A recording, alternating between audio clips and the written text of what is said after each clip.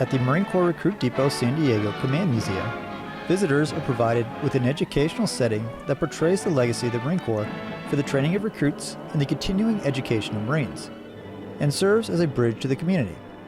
As they say, it's where the past touches the future. While it is located on MCRD San Diego, an active military base, the museum is open to the public. In this video, we will focus on the numerous small arms on display at the museum. The exhibits are generally grouped into time periods and/or conflicts. Starting with the late 19th and early 20th century arms, we have a Colt Model 1895/1914, or known to the Navy as the automatic gun Navy Model Mark III. The Colt 1895 was the first automatic machine gun purchased by the U.S. The Model 1895 was commonly referred to as the potato digger because the gas lever would swing down with a 170-degree arc while firing, digging a hole in the dirt if the gun was set low on the tripod. The Mark III can be differentiated from the 1895 by its lighter barrel with cooling fins, which is also interchangeable. It weighed over 90 pounds with the tripod and had a rate of fire of 400 to 450 rounds per minute. Interestingly, the Marine Corps never actually used this in combat. Here we see some individual small arms from the period.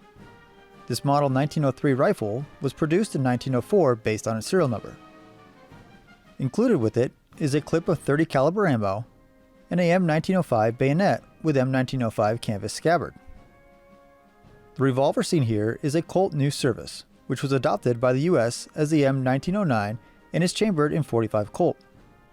To the right is a M1911 pistol with some A1 upgrades. The frame was made by Colt in 1914. The holster in between is non-standard, but is similar to the M1912 mounted holster for the M1911. This display of small arms used by Marines during World War I includes a rifle Model 1917 and 1903, along with a French Chauchat M1918 CSRG light machine gun and 8mm Lebel. Some Chauchats were produced in .30-06 for the US, but this one can be identified as being chambered in 8mm Lebel based on the semicircular magazine.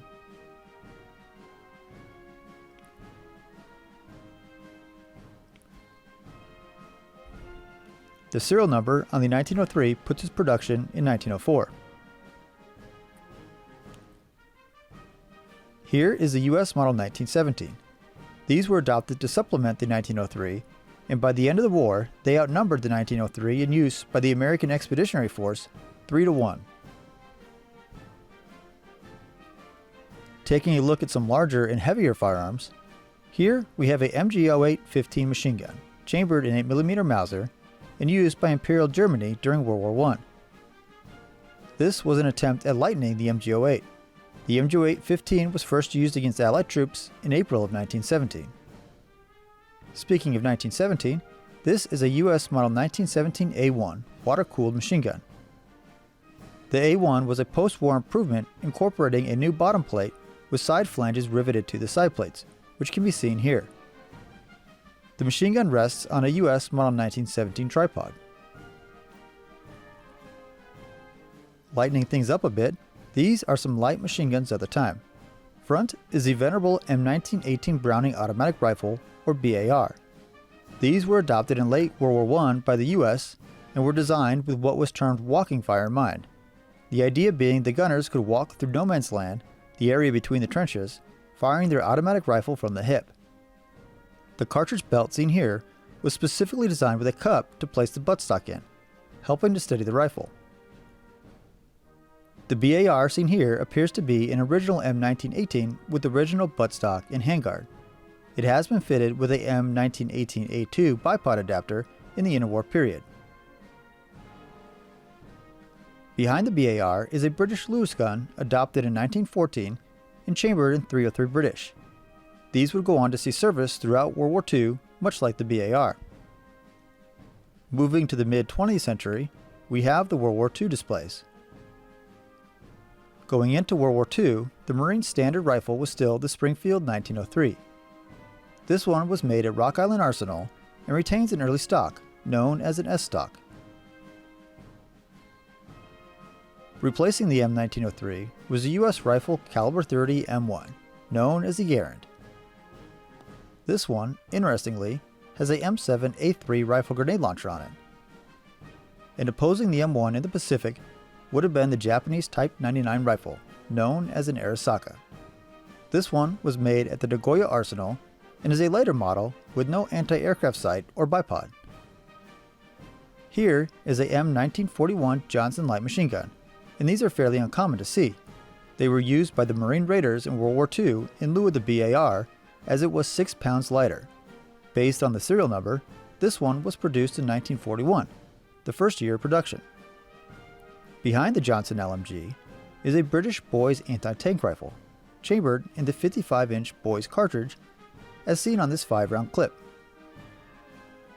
This was also used by Marine Raiders in the Pacific, as it was relatively light for its capability, and Japanese tanks were typically light tanks or tankettes.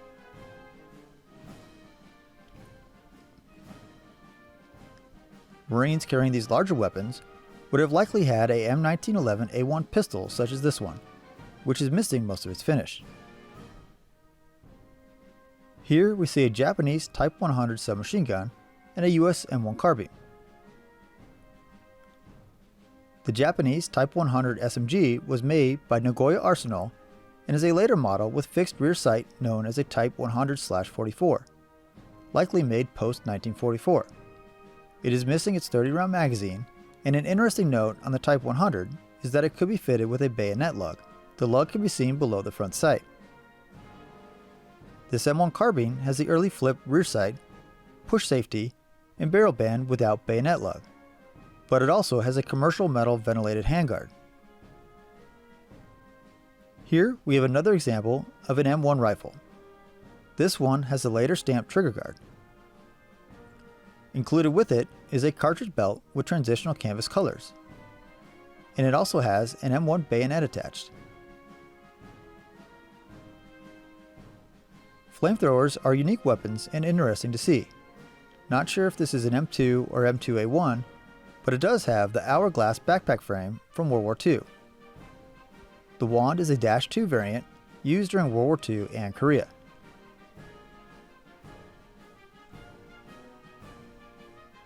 Taking a small step back in time, we have another M1903 rifle and a M1 carbine. The Marines did not officially replace the M1903 rifles as a standard service rifle until June of 1942. This bayonet is either a M1892 for the US Krag rifle or possibly an experimental 1905 bayonet for the 1903. Looking at the stock of this M1 carbine, you can see the cross cannon cartouche and the spectrum mark of Winchester repeating arms. This carbine still retains the early front band, but has the later rear sight and safety. And here is the M1918A2 BAR. It has the black plastic buttstock and late war carry handle.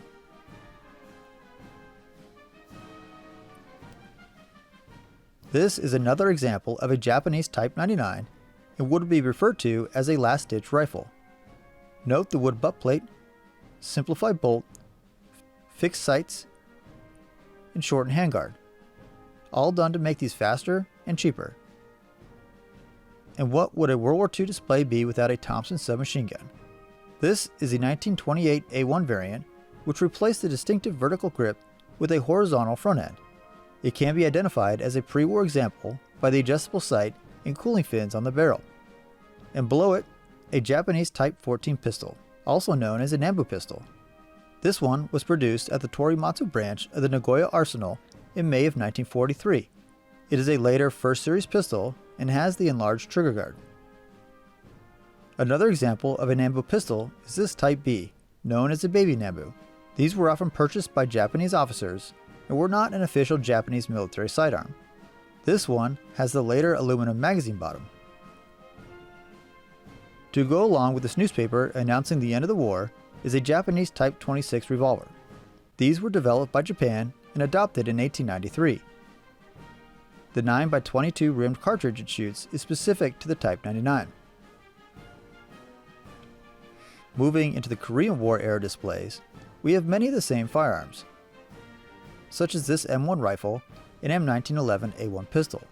Displayed with these firearms are some marksmanship training items. The rifle has retained the early trigger guard, but does have a later gas cylinder lock known as a high hump. This revolver is what is known as a Smith & Wesson Victory model, which was initially adopted by the US Navy. It is chambered in .38 Special with a 4-inch barrel and a lanyard loop on the butt. These were often carried by aviators with shoulder holsters as seen here. The cartridge loops were added by a user. Stepping it up in size a little bit is this M1919A4 30 caliber machine gun. It is sitting on a M2 tripod and is loaded with a cloth belt of ammo. There are a few heavy guns on display in this section also, including this M2 Browning 50 caliber machine gun on a M3 tripod. This one has a flash hider and, interestingly, no sights. The rocket launcher with it is a M20A1 Super Bazooka that fires a 3.5-inch rocket. It appears the shoulder rest on this one is bent.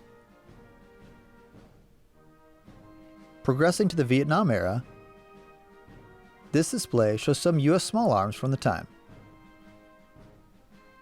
Starting from the left, we have this Winchester Model 70. It has a unilateral 8-power scope attached and is built to look like the one used by Marine sniper Carlos Hathcock, who had 93 confirmed kills during Vietnam. While the Model 70 was used by Marine snipers such as Hathcock, it was never formally adopted. Along with this rifle is a pith cover signed by Carlos Hathcock. Next is the M14, the standard service rifle of the Marine Corps going into the Vietnam War.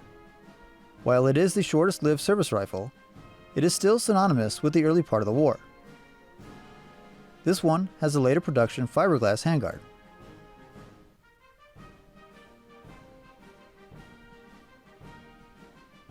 Replacing the M14 was the M16A1. Improvements on the A1 included the forward assist, seen here, with the original teardrop shape. This rifle retains the M16 3-prong flash hider, potentially making this a XM16E1 upper.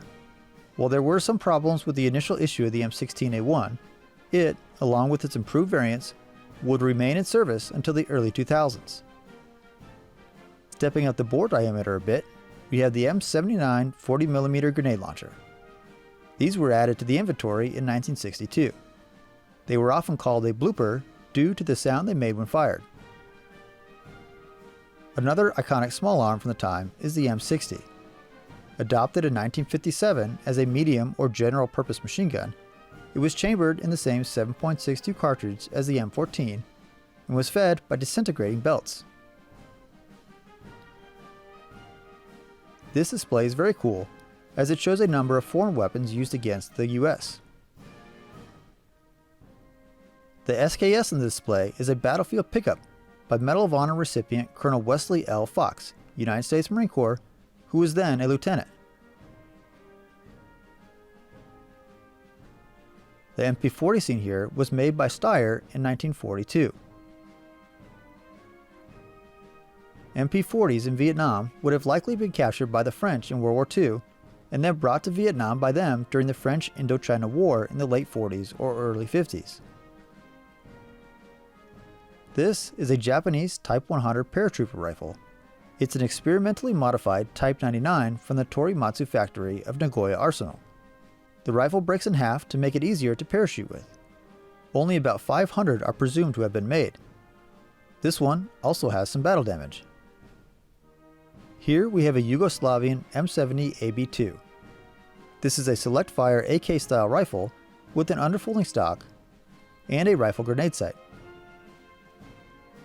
Finally in this display is a Soviet PPSH-41, this one being produced in 1944. Submachine guns like this would have been provided to North Vietnam as aid from the Soviet Union. The final gallery is the conflicts in the Middle East, from the 90s to today. Here we have two iconic firearms that would face off against each other many of times during Operations Enduring and Iraqi Freedom. The M16A4 was adopted in 1997. Produced by FN Manufacturing in South Carolina, the flat-top upper receiver with an integral rail system along with the M5 rail adapter handguard allowed Marines to configure the rifle with a number of accessories. And opposing the M16A4 is the Soviet-designed AKM, the most widely used assault rifle in the world.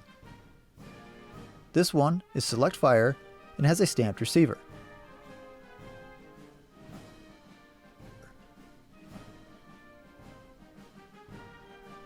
The heavy hitter in this gallery is this Mark 19 Mod 3 automatic grenade launcher. It is a cutaway model allowing the internal components and workings to be observed. Developed in the mid-70s, these are still in use today, sending 40mm HE grenades downrange at over 300 rounds per minute. These are the light and medium machine guns used by Marines. Front is the M249 Squad Automatic Weapon, or SAW. It is chambered in 5.56mm and is typically fed by 200-round disintegrating belts, but can also use standard M16 magazines. In rear is the M240 Golf, chambered in 7.62mm. Both the M240 and M249 were developed by FN in Belgium. They both have a rate of fire of about 850 rounds per minute. Here is the infamous RPG, or rocket-propelled grenade. This specifically is an RPG-7V, equipped with a PGO-7V sight, providing 2.7 times magnification and a ballistic reticle. This one was made in 1982.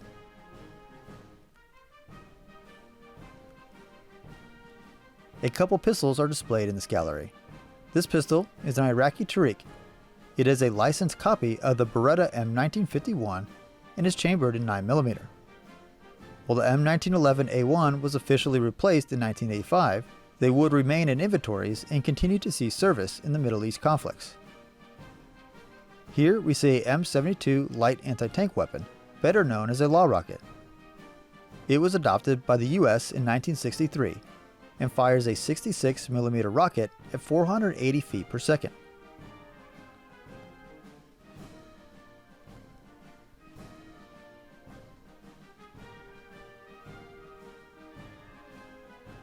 In addition to these firearms, there are a few displays showcasing the progression of Marine Corps service weapons. This display shows Marine Corps service rifles starting with the Springfield 1903, adopted in 1903, followed by the M1, adopted in 1936,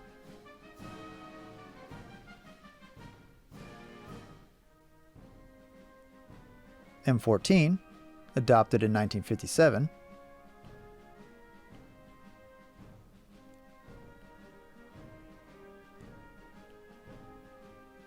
XM16E1 with its Army recommended forward assist,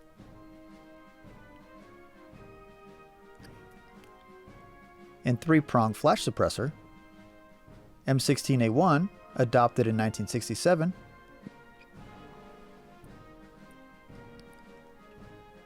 with its enclosed flash suppressor, and M16A2 developed by the Marine Corps and adopted in 1983. The M16A2 was replaced in 1997, making this nearly 95 years of service rifles. Along with the rifles are several cleaning items and some scorebooks, one for the Springfield 1903 and the other for the M1 rifle. This display on Marine Corps handguns spans nearly the entire history of the Marine Corps, starting with a British pistol from circa 1775, then moving through several US black powder pistols, going from muzzle loading to a revolver, and on to the smokeless era with this USMC Colt M1905, notable as the first service handgun stamped USMC. Continuing into the semi-auto pistols with the M1911. This M9 is interesting in that it has been cut away to show its inner workings. And if there were not enough weapons for you in the displays that have been covered thus far, there are two of what I'll call armories. The first one is largely edge weapons, from bows to bayonets and sabers to swords. A couple notable exceptions are the Lottie L39 20mm anti-tank rifle and Japanese Type 3 heavy machine gun. The second is just full of small arms, mostly from the 20th century. It has everything from pistols, to submachine guns, to rifles, to light and heavy machine guns, to mortars and grenades and rocket launchers. The arms come not just from the United States, but from all over the world.